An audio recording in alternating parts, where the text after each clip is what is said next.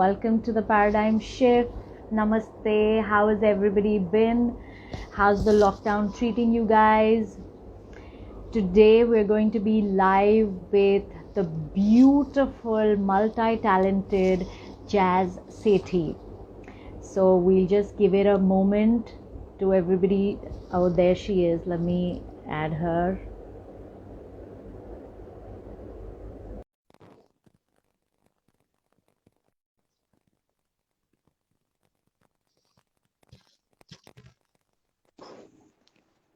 Hey Jazz, good Hello, evening. good evening. I hope you're doing well. Yes, I am. I hope you're doing well too. As much as one can be with COVID happening, you know, I mean, I there's not know. much one can do. Correct.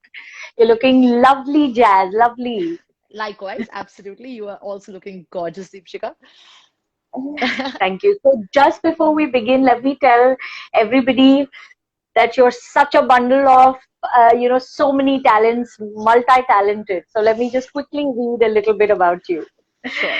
Jazz Sethi is the founder and director of the Diabetes Foundation, a global movement to make those with type 1 diabetes feel heard, understood, supported, and celebrated. With a dedicated YouTube channel, monthly meetups, awareness trips, awareness tours, education programs, advocacy drives, and several other creative projects. She was diagnosed when she was with type 1 diabetes when she was 13. She is IDF's Young Leader of Diabetes for Southeast Asia for the term 2019 to 2022, representing India. She has been invited as national faculty for several conferences across India and speaks about celebrating diabetes, gives patients advocacy perspective. The Diabetes Foundation works closely with Diabetes India, RSSDI, the NHS England for developing projects and publications. Jazz is also a certified educator and did her training with IDF program. She's also a professional dancer, choreographer, theater artist, and a published author. Wow. She completed her training with Broadway Dance Center in New York and AEF Florence. Her mantra is simple: live happily and bolus regularly. How nice. Thank you for that intro. Thank you so much. And now we're going to hear it from you, your story in your words. Well, So, tell me, you were saying something, no, no, Jazz? go ahead, please. So, Jazz, you're Jazz Sethi now. You have all these things to your credit and all that. But in your earlier days, you were Geet Sethi's, the world champion, billiards world champion's daughter. So, was there any pressure? Tell us about your early days and being Geet Sethi's daughter. Well, yeah, absolutely. I have two parents, in fact, who are very, very iconic legends in their respective fields of work. And growing up, my brother and me, we oftentimes discussed it that there was never any pressure from them, you know, directly. There was never pressure to go into sports or from my mother's side to go into education or design for that matter. But of course, being children of these kind of statured people, there was always a self-inflicted pressure that we must Yeah, live up to that sort of level of excellence. And I think right. I am very fortunate to have two parents who supported us with whatever we wanted to do. There was never any pressure from their side. But I think the pressure that we put on ourselves was more of a motivating factor, was more of a driving force to say that we've seen that excellence and we would like to live up to it, hopefully one day. Correct. How nice. So I was coming, so that was your mom was my second question. Okay. So how was it? How was it growing up and studying in your mom's school, Kiran Veer Sethi's school? So the Riverside, which is such, I've heard so much about that school. So it's beautiful. So tell us, was there any pressure studying in your school? Well, my mother, as much as I love her, she's the strictest teacher to me, specifically in school. But I think any child who has a parent in their school or whose parent is their teacher knows that, you know, Yes. oftentimes there was that distinction from her to make sure that she never felt like that there should be any partiality. So she would be extra strict on me to ensure that, you know, no other child felt partial. But no, I had a great time. And I was, in fact, homeschooled before I was in Riverside. My mom used to Oh, homeschool me. So my mother has been my teacher all my life. and I wouldn't have it Okay. any other way, because I take complete and 100% inspiration from her. And a lot of the work we do at Diabesties is sort of molded by what I've learned from my mother. So all credit goes to her without a doubt. Amazing. That is so amazing. Okay, so let's go back to that day when you got diagnosed. Yeah, okay. So I was 13 when I was diagnosed with type 1 diabetes. And, for a lot of people, they don't know that there are several types of diabetes. So nobody in my family knew that there's something called type 1 diabetes, but just like to give you a pretext, I was in the football team. We had a girls' football team at that time, and there was lots of rigorous practice going on for our Hmm. upcoming match. So I was losing a lot of weight, or at least that's what we thought, that because of the football practice will I'm losing weight. So I lost like 7 kgs in 1 week, drinking a lot of water non-stop, going to the bathroom non-stop, symptoms that later attributed to the diagnosis. And just one day my Okay. mother was like, maybe you're looking a little thin. Just check your weight. And I checked my weight, and it was drastically down from what I was. And I was feeling thirsty. I had a little bit of a fever. So we just sort of, my father called up our family doctor, and he said that, just get these blood tests done. And when the results came to him, it came to my family doctor. He called up my father and said, just rush her to the hospital, rush her to the emergency room. Her sugar is like some 1,000. So they rushed me to the hospital, and I went to the emergency room, and basically they checked me, checked a few things, and the doctor walked in and said that, yeah, she's got type 1 diabetes. And that was the day I was diagnosed. And in my mind, when you're in a hospital, you go there, and when you leave the hospital, you're okay. You become well. Yeah. Just later on, I mean, that was the naive 13-year-old mindset that was there. And then Hmm. the last day I was in the hospital, I was in the ICU for a few days, and I was in the hospital, and my doctor comes to me and is like, okay, you need to take injections for the rest of your life. And that was like that moment of, no, I don't want it. This, that, of course, a 13-year-old. But yeah, that was the journey. That was how it began. And who knew that 10 years later, I would be that illness would sort of define my purpose in life. So yeah, Oh. that's what it was. So tell us about this purpose, the Besties Foundation. Tell us about it. I, How so did I, it sort of started and everything? yeah, so I mean, I'll tell you, when I was diagnosed, right, in the early days, I would often go to YouTube. I would often go and just look for things about type 1 diabetes online. And back like 10 years ago, it was very bleak. It was more of a doctor sitting and talking to you about diabetes. And I was Yeah. like, I was 14 or 15 years old, and I was like, I want something fun, I want something engaging, I want someone like me to tell me about my life. And I Right. always found that there was a gap. There was a gap in a patient voice. There was a gap in making diabetes fun and engaging, since it is something that you have to live with for the rest of your life. It has to be Yeah. made engaging. And I was just talking to a couple of my friends about it, and one of my friends, who was the first member of the Diabetes Foundation, Yuvan, he studied film in Berlin. So we were talking, and I was like, let's do a YouTube channel. Let's make a diabetes fun. Let's make it engaging. Let's make it colorful. Let's not have a doctor with a gray wall sitting and giving one long lecture about it. And that's how it began. I only wanted to do a YouTube channel. Genuinely. That was my only mission, to create a fun YouTube channel. Okay. And the moment it began, how it became into a foundation, how it became so much about education and advocacy, was with the stories I heard along the way. And when we started meeting people with type 1 diabetes, it was very clear that empathy, like when you have someone just like you talking to you, there's suddenly such a feeling of advocacy and such a feeling of agency, that you have someone like you sharing their life, that you go through on a daily basis. And then Yeah. we started finding the hotspots in India. We started finding where we needed more, and today the projects that we do are all in relation to that. How cool is that? So tell us about type 1 diabetes, just for our viewers, that, I looked up type 1 only after we set up this conversation. Yeah. So tell our viewers about what goes on in a type 1 diabetes patients, not patients, sorry. I That's have to okay. correct my terms now. Yeah. No, so a type 1 diabetes is an autoimmune condition where your body sort of destroys the beta cells of the pancreas. And the beta cells of the pancreas are responsible for making something called insulin. And insulin is a hormone in the body which basically regulates, it takes the glucose from the food you eat and converts it into energy. It's a very paramount hormone for your body to function normally, for your body to get energy. And in a person with type 1 diabetes, that insulin is not getting produced. It's completely Okay. devoid of insulin. So we have to take insulin externally to survive. A lot of people ask me, "Acha, tumko diabetes hua because you had a lot of sugar as a kid," and that's one of the biggest misconceptions that is there. Type 1 Right. has no cause and has no cure. It's a chronic condition, which means it is lifelong, and it's a juvenile condition, which means the prevalence is normally in younger children, but it can happen at Okay. any age. So that's what type Okay. 1 diabetes. Type 2 diabetes jo hota hai, which is what most of the 90% of people have type 2. It's moreover known as a lifestyle condition wherein your body is producing insulin but not enough, or there's a problem with the resistance, the absorption of insulin.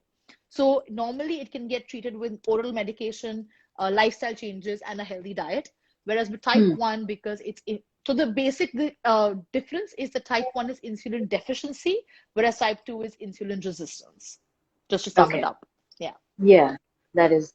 So, tell us, how does, like your parents also were very young when you got diagnosed with it. So, tell us, what advice would you give to parents, like you said, juvenile diabetes. So, what advice would you give parents who just had kids who were diagnosed with type 1?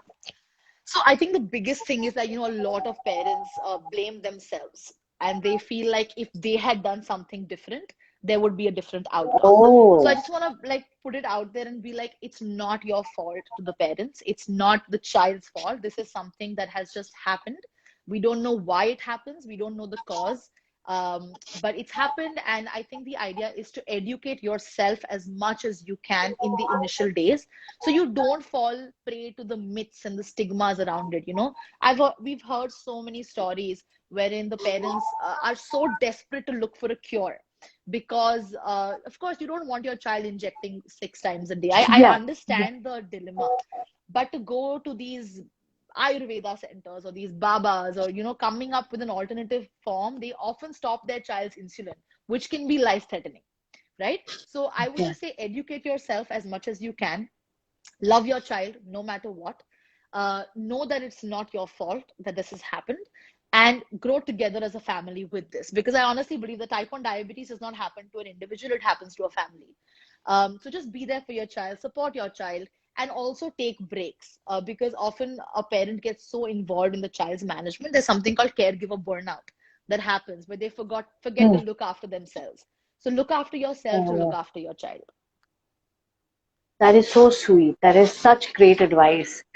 Now let's briefly come to your dance, and then we can go back into type 1. So Absolutely. you love dancing because I've read so much everywhere. I can dance all day. Yeah. So tell us, how did dance come into your life? At what stage, and how did you? I began dancing when I was 5, with an academy in Ahmedabad. Then I later went on. I just fell in love with it. Like the moment I walked into the studio on the first day and I heard the music and I started dancing, and that's it. And like even when we were kids, right? My mom would just randomly play like Michael Jackson music, and my brother and me would be dancing all around the house. So when I started formally training, I just fell in love with it. I fell in love with the music and the movement, and just how movement could tell a story. And it just became something I was very passionate about throughout my life. And I started instructing in the same academy I was learning in, and then I later realized I wanted to go abroad and study it further. So I was in New York. I went to the Broadway Dance Center. I went to Albert Wow. Ailey. It really sort of opened up my mind to what performance could mean. And then I went and I studied it formally in Italy, where I did my diploma in performance studies. So Okay. it's what I do. And even in diabetes, I feel like my understanding of performance plays a very, very paramount role in the foundation as well. Because movement is all about storytelling. So we try to find different ways to tell different stories of diabetes. And that's exactly the same parallel I draw from movement and dance. So nice. So tell us, with all your, you said 6 times you have to inject yourself and all that. So does that restrict your dancing? I mean, you're a busy person. You have all these things that I just read out. So does this restrict you in any way? So I honestly thought that when I was diagnosed, I would have to stop dancing. And only later did I realize that, things were different, but nothing really changes. Like if you want to pursue something, like for example, for me, it was dance at that age. Um, Things will be different. Yeah, you may have to check your sugar a few more times. You may have to take a snack before you go for class, but it does not mean that it has to change. And that's a message I constantly give all my type ones in the foundation is that you do whatever you do, the only addition is that you have diabetes. So I was injecting multiple times. I had a very rigorous dance schedule when I was younger. Of course, I don't do it as much right now. But I sort of shifted onto an insulin pump later on. I really involved type 1 technology into my life. And that's something I'm very, very interested in as well. But just the idea is that, so there's a mantra, right? That I dance, I dream while I diabetes. So it's not an either or. It's not like you can dance or you can do Beautiful. diabetes. You can do both and you must do both. And because diabetes teaches you a lot that more than it takes away from you. I keep saying that in every conference I go to, that it has taken away your ability to produce insulin, but it teaches you strength, it teaches you discipline, it teaches you mind control, it teaches you strength. So just always look for that silver lining because it's there. So beautiful. That is so inspiring, seriously. Because the minute I put your ad out, so there was this one person who said, "My daughter has just been diagnosed. She was very young, and Yeah. she says, I want my daughter. I will be in this interview. I don't know if she's here, just because I want my daughter to have a full life like Jazz is. So you know that. So okay, Jazz, tell me, what does your diet look like for type 1 diabetes? Like, what does one eat and how, do you have restrictions? Like you said, ki chocolate khaya hoga zyada, ye hoga, wo hoga. So, like, clearly, So what do you eat? I eat everything. Genuinely, I Okay, don't follow a diet, and that's the beauty about type 1 diabetes. More so, like okay, type 2 has more diet restrictions. But with type 1 okay, diabetes, it's about just counting your carbs. It's about understanding how much you're eating and how much is the carb value in that and how much insulin to take for that. So the beauty okay. about type 1 is that we can actually eat anything. And I often indulge in things that are not healthy for anyone actually. But the but the idea is to sort of just anything in moderation is good, right? So if you want to have a Huh, piece of chocolate a day, that's okay. You bolus right. you and you take a little extra insulin. Just like I said, moderate, more fiber, try to avoid the carbs as much as you can. And just like Hmm. what you eat, I eat. It's as simple as that. And that's a Oh, message how that cool. should go out there as well. That with type 1, just have a normal diet and just count your carbs correctly. And of course, cheat. You absolutely must cheat. Just like anyone else has their cheat meals, you too can have your cheat meals. Cheat meals. So, when you were 13 and till today, what has been the change in the medical, industry for type 1 diabetes? Do you see a major change? I And are see a you happy lot with of the change. progress? You Absolutely. do? Like, I think the way that technology has progressed, the way insulins have changed, they've become more rapid. There's a beautiful thing in the type 1 community called the We Are Not Waiting movement. And that's sort of, it's a, that's what I'm on as well right now. It's like an artificial pancreas system. It's called DIY looping, do it yourself. So the diabetes community got together and said, there's not enough happening in technology. Let's take it into our own hands. And these two dads who were engineers, who had children who were type 1, created this hack of an artificial pancreas system. And they put it out there for the world in open source. They were like, we want people to sort of be a part of this. And what that did was it challenged and pushed industry, which when I say industry, I mean pharma, to sort of say Yeah. that, you know what, these guys are taking it into their own hands. We got to buck up. And that's so amazing, right? The users took it into they took their management into their own hands and they pushed industry to say that we are not waiting. If you are gonna Wow. take your own sweet time, we are not waiting for you. We are starting ourselves. And that's the beauty of Wow. patient voice and patient advocacy. You can push pharma and push industry, which normally take their own sweet time, who are profit making, to be like, you know Yeah. what, they're looking at us, they're listening to us, and they're gonna do it if we don't step our game up. And that's what happened. Oh my God, I get goozies when you're, saying that, you're moving giants to, pull up their pants and do that. That is really good. So what is the DIY thing, in case, some of our viewers would want to know about it? What exactly is DIY? So the DIY Yeah. APS system, it's called the Do-It-Yourself Artificial Pancreas System. What it does is we have these devices like what I'm wearing as well. It's called a CGM. You have an insulin pump, and if you have these two things, which a lot of people in India unfortunately don't because of the prices, but if you have a CGM and a pump, you sort of code and create your own application on your phone, and it makes the pump and the CGM talk to each other. So you hack into your system basically, and they make them talk to each other, they make them communicate. So when your CGM is a continuous glucose monitor, it sort of monitors your sugar every 5 minutes. So if you feel like if the CGM sees that your sugar is going down, the pump will automatically suspend the insulin so you don't go too low. If your sugar is going higher, the pump will sort of increase the insulin that's giving you, mimicking the basic physiology of a normal person, of a normal pancreas. Wow. So we're trying to get as close to we can as a normal functioning pancreas with this artificial system. Okay. So how much does this cost roughly? I So mean, the why isn't it? DIY system is completely open source. You do it yourself. But the problem why it's not is because technology is very expensive. A normal CGM, a normal insulin pump is a big dent in your pocket, specifically because India does not have insurance for type 1 diabetes.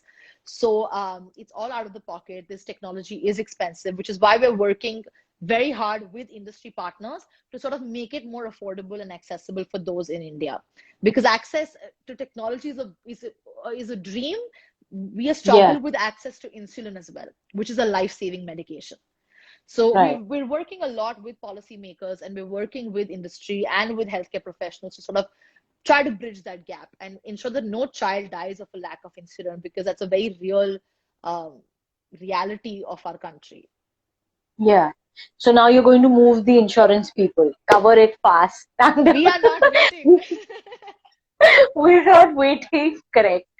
So this question that, you'd written somewhere, why me? Yeah. So, you have asked that question, and now it's been so many years. So has the answer to this question changed as you've grown and evolved? Absolutely. So the why me has become what if. So I kept saying, why me? Why was I diagnosed? What did I do wrong? All those, dystopian questions. But it's now become what if. So what if I use my condition to make change? What if I use what I have been given to sort of make someone else's life better? What if I can make my disability my ability? So all of these have become the what if questions now. It's a ray of hope, it's a ray of agency, it's a ray of possibility, which was first just the why me has become the what if over the years for sure. That is so beautiful, so cool, Jazz. Okay, tell us, how are you called Jazz? Do you have another name and then it is short for something, or is just Jazz? I get this question all the time, Deepshika. Like every single person I meet is like, but what is your full name? And I'm like, no, it's just Jazz. So the story behind it goes, and since I'm Punjabi, it's even worse because everyone thinks it's like short for something, Jasminder or something. And Just yeah, breathe or all the something. time. All I get this all the time. But no, it's just Jazz. It's on my passport. I can prove it to you if you want. But but no, my mom was reading before my brother was. I have an elder brother, so before both of us were born, my mom was reading a book, and it had a name called Jazz, and she said that if I ever have a daughter, I'm gonna call her Jazz, and she Oh, had me, and that's how the story goes. oh, that is so beautiful. Okay, so like, what are the myths? We were talking about the myths, Yeah. and then I've seen this really funny video with you and your diabetes. It's hilarious. So, some of the myths that are around diabetes, can you name some of them, and then can we sort of myth bust them like right here? Absolutely. So, like I said, one of the biggest myths we get is that type 1 diabetes was caused by eating too much sugar, which is not true at all. It's an autoimmune condition, no cause, no cure. So, that's gone Yeah. right there. The other one is that type 1 diabetes is contagious, which is it's not. It's an NCD, which stands for a non-communicable disease. So, it's not contagious, it's not caused by eating too much sugar. People say you get addicted to insulin. Insulin is not a recreational drug, so you can't get addicted to it. Your bodies are producing it internally every day. So this is just something that we're taking to stay alive, literally. Another is that type 1 diabetics can't get married, can't have pregnancy. all wrong. People are living full lives with diabetes.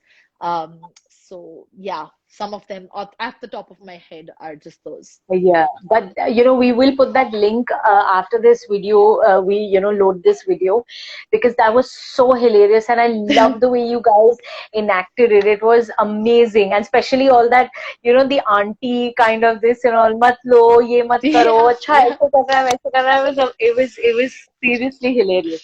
So, Jazz, so tell us about Diabetes Foundation more. Like, what exactly do you guys do, and what are the other things in the pipeline, and what have you achieved up till now? Right. So the Diabetes Foundation has three primary areas of focus. One is awareness and advocacy, one is education, and one is support. So we try to do in the support category, we have these things called Dia Meets, where we do monthly support groups for peer support.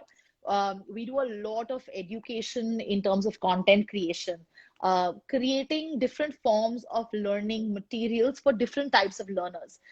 For example, if someone's a visual learner, we have like a comic book for them. If someone's a linguistic learner, we have a pocket guide for them. If someone's a kinesthetic learner, we do all these support meets and, game-based learning. We're also working a lot with the national bodies like RSSTI, Diabetes India, International Diabetes Federation, the NHS, things like that, to sort of create more sustainable impact in terms of projects, learning opportunities, policy changes, working with pharma to get them to focus on access to insulin. And really, this year, the aim with COVID was to provide as much support as possible. A huge part of the work we're sort of in the project pipeline is the mental health piece, because a lot of type 1 diabetes has mental health related issues. And since they Okay. both are known as invisible illnesses, it's all the more reason to talk about it and all the more reason to bring it into the light. So a lot of the work we do is about supporting people with type 1 diabetes in a 360-degree manner. Okay, that's amazing. Jazz, do you do anything with underprivileged kids? Since you said that, all these things are, not covered by the insurance, not affordable and all that. So, do you do any work with underprivileged kids? Absolutely. A huge part of the Diabetes Foundation is the access piece. So we do a lot of these educational programs with different NGOs and different partners. We sort of have chapters all over India, and a big part of our work is to try to give at least 500 children a year free insulin, and that's through different projects that Wow. we're running. We have a project called Mishti, wherein we partner with people who we call pledgers, and the idea is that you pledge insulin and you gift a life. So we Oh, work with that. We work with beautiful organizations all over India, like Udan, which is a foundation in Aurangabad, who's working with about right. 800 children who cannot afford insulin. So a lot of the work is to sort of reach the unreached, and that's a big theme for our next year. Is to sort of go further into the grassroots. And because type 1 diabetes does not discriminate with who it happens to, it does not discriminate based on Yeah, age or income or gender, or race. So access and healthcare should not discriminate either. correct. No, Yeah. that is so well put. So well put. No, that is really this. So your paradigm shift clearly happened, like when you said, why me, when to, what if. And did you have any obstacles? Yes, medically there were obstacles. So with the Diabetes Foundation, did you have any obstacles running this, and with the paradigm shift? Yeah, so because I think the idea is that we'll always have people who sort of question your motives, in any industry, in any place you work. Yeah, yeah, There has always been a bit of politics here and there, which you sort of brush off at the end of it. Initially, when starting diabetes, the biggest struggle was actually getting type 1 diabetics on board, because a lot of time it's told that hide your illness, hide your condition, don't talk about it. But to get people on board and bring them into the light, and say that, we're here to support you. And we're here to sort of grow with this together. And when that initial wave happened, it sort of translated into people opening up about it and people coming out. And the love and support we have gotten is just absolutely mind blowing. And I'm so grateful and fortunate that people believe in this idea. And then, of course, a huge obstacle was COVID, which it's an obstacle to everyone. So we had to yeah, sort of shift everything online. And again, yeah, the access piece sort of stops there when you have people in the villages who cannot access online things. yeah, So there's suddenly a chain block. So unfortunately, this is not in our hands. So we're trying as much as we can to sort of still reach out, still do the projects in a virtual fashion. So cool. So, when did the Besties Foundation start? What year was that? It was started in 2018, so we'll start our fourth year in Oh, July. And we oh, that's started a, on, we launched on World Chocolate Day because we said there's no better way to launch a diabetes foundation than to be on World Chocolate Day. that is so cool. That is like absolutely, saying that, we're going to do this. We're going to pull it off no matter what. I didn't want Exactly. to use the word that was coming first to my mind. So I was like, okay, read between the lines. Yeah, totally. Okay, so so you have had the paradigm shift, you've had the obstacles. So what has been the impact of all of this in your life? Honestly, Deepshika, I get messages every day on our groups, on YouTube, saying that, this has helped me today. Or thank you for doing this Wow. because this has helped me today. And one of the key concepts of diabetes is that change begins with one person. So even Right, if one person is benefiting in terms of a mental health crisis, or benefiting in terms of, oh, I learned something new about my condition, is benefiting in right, terms of saying that, what, I'm not alone, is benefiting in right. terms of saying that there are people like that out me, then we've done our jobs.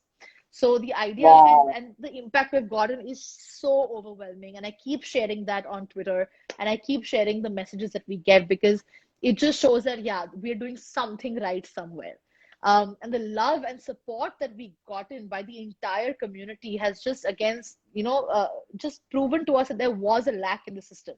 And together now we're growing as a community, we're growing as individuals, and we're growing as the Diabesties family that we like to call it. We don't call ourselves a foundation, so I'm not used to saying the Diabesties Foundation. We just call Addition. ourselves a family, and it's as we go for our weddings that we've invited to, and the kids get babies, and type ones are now getting children, and they share their names with all of us. They share their Wow. pictures. It's truly such a close knit community, because honestly, if we don't stand up for each other, then we can't expect anyone else to stand up for us. And that's been the impact. That is beautiful. I like I told you that day when you sent me a little bio and there was Die Besties, I'm thinking, oh my God, there is a typo. And then when I actually went up to all your videos and your, your YouTube channels and your website, and I said, okay, it is Die It is Besties. Diabesties, because we're the besties. We're besties together. I know. I just love that word. It's so beautifully coined. It's amazing. Was that your idea too? It came out of a conversation that I was having with a teacher of mine. And we were Huh. talking about, I was like, he's like, what do you want to do? And I was like, I want to have friends. And I mean, I want type ones to be friends, and they should be besties. And he's like, oh, so they're dia besties. I was like, genius. So I owe him the credit for that word for sure. That is amazing. So, Jazz, also tell us, like, what, like you said, when the whole family has type 1, it's not just the one person.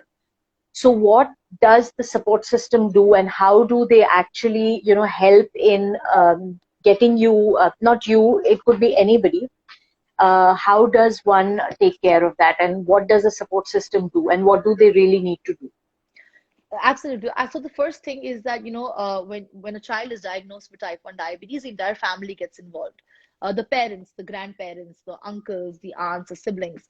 So I think one thing is very important is to the acceptance piece. It comes first. And oftentimes what we find is that the child accepts the condition, but the family doesn't. And that Hmm. leads to all the sort of domino effect that continues with that, because the Yeah. family is not Yeah. accepting it. So they're looking for treatments, they're looking for some remedy, they're looking and they're forcing the child to do things. So the first piece comes with the acceptance of it, and then it Yeah. comes again with education.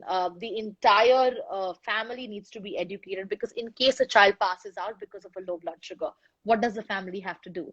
So Hmm. the more you ignore it and the more you try to run away from acceptance, the further you get from your child living a quality of life. So acceptance, education, and then action. So the actions in terms of day-to-day management. I know a lot of families, what they do very sweetly is, if the child stops eating sugar on a day-to-day basis, they stop eating sugar as well. So small ways that you can actually support your child. don't discriminate at all in terms of saying, when you're out there and making the child feel lesser than anyone else. So just, I would say, unconditional love, as any family would have, absolutely. Support your child and love your child, educate with your child, and accept that your child is living with this, will continue living with this for the rest of their lives. And all you do as parents is love and support them no matter what. Right, so beautiful. And you had said somewhere, like when you said no, it is going to continue forever. So it is like the eternity kind of thing that you said when you got out of the hospital and you said, Yeah, "Oh my God, this is like an eternity kind of thing," right? yeah, totally. To infinity and beyond. That is what we live with. Completely. Oh my goodness. Okay, so you guys take donations, right?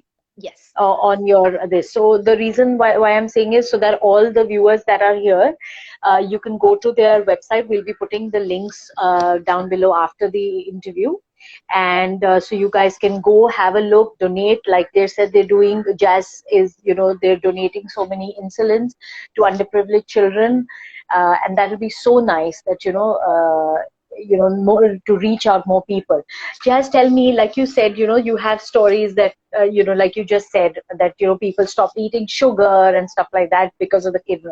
Do you have stories to tell? Do you remember some stories that, come to your mind that you can share with our viewers? Yeah, and these stories are actually what remind me of why I'm doing what I'm doing. So this was a story of a father in Kutch in Bhuj in Gujarat. And we were doing some rural camp over there, and one of the father had a son who was type 1, and he also had another son who did not have type 1. And the other son, unfortunately, passed away in a car accident.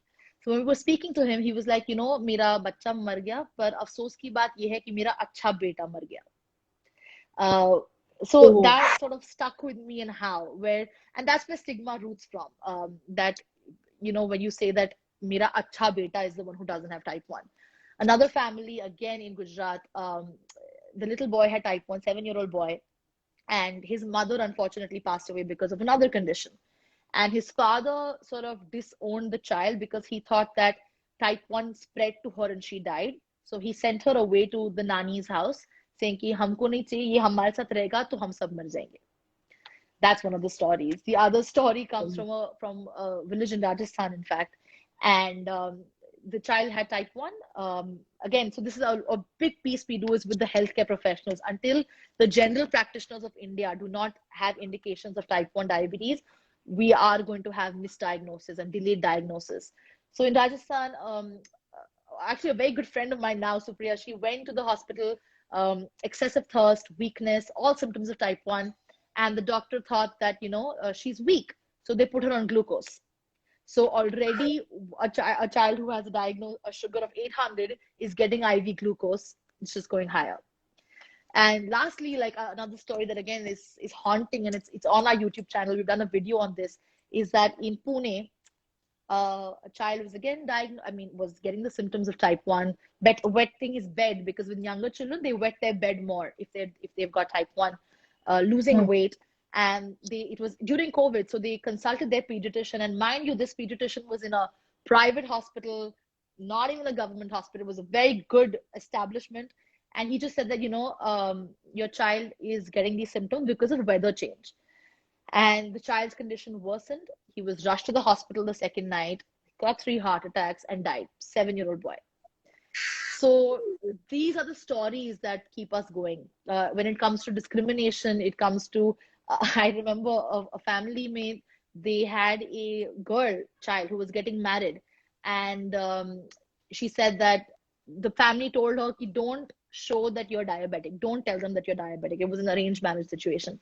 And she stopped taking insulin before the wedding. The day of the wedding, after they got over, she got out her insulin pen to take a shot. The husband sees it and goes, "What are you doing? Are you doing drugs?" and sent her back home. So wow. there is a lot more wrong in the community than there is right now. But hopefully with the work we do, we can change these perceptions.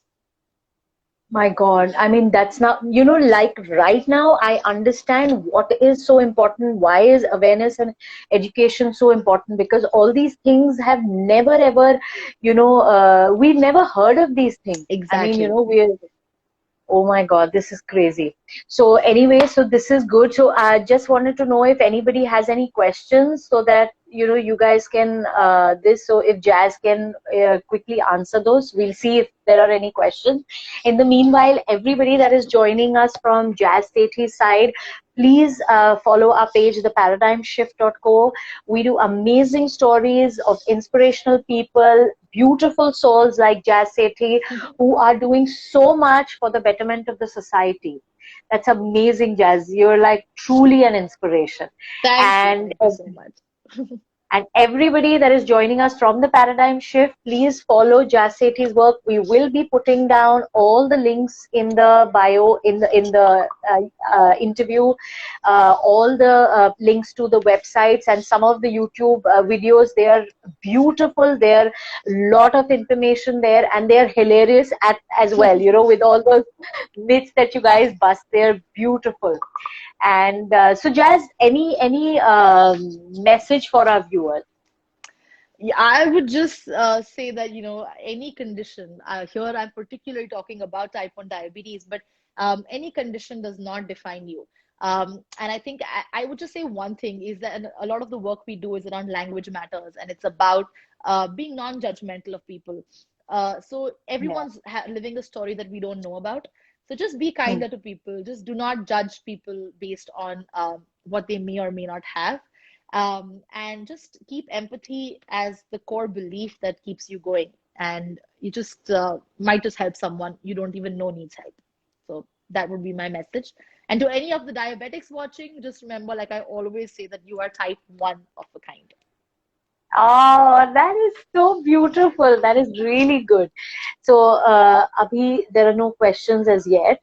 So, Jazz, I think you've given a whole lot of information, and there's so much more information on your website and on your Absolutely. YouTube channel. And we will put all the links below. So, thank you so much, Jazz, Thank you for for the doing this with invite. us. Thank you so much for inviting me, and you've been an absolutely gracious host. So thank you so much. You're welcome. Just 1 second, there is a question. 1 second. In Okay. India, why people judge type 1 diabetes with type 2? That sucks. That's true. I agree. It sucks. I completely agree with you. The reason is because, again, lack of awareness and lack of information. People have to realize that diabetes is not a generic term. And the thing is, with type 1 and type 2, the physiology is different, the treatment is different, the pathology is different. And the more we can make people aware about it, the more we can make people understand that type 1 requires insulin, type 2 does not require insulin. That's the only way that we can make a change. So if any of you did not know this information and have known it right now, and if you hear someone talking about it, why don't you just go in there and educate them as well? And the chain builds like that. So you just educate one more person, and hopefully they educate someone else, and hopefully the types get more and more clear. That is so cute. Thank you so much, Jazz. You've been an absolute pleasure and so informative this conversation has been. And we wish you all the best with all your future projects. And I hope, your Die Besties Foundation reaches out to a lot of people and, reach out to all the needy people. And, you're doing a wonderful job. Thank you so much. Thank you so much for the invite. It's been a pleasure talking to you, honestly. So I will Same see you here, super Jazz. soon. Thank you. Bye bye. Take care. Bye.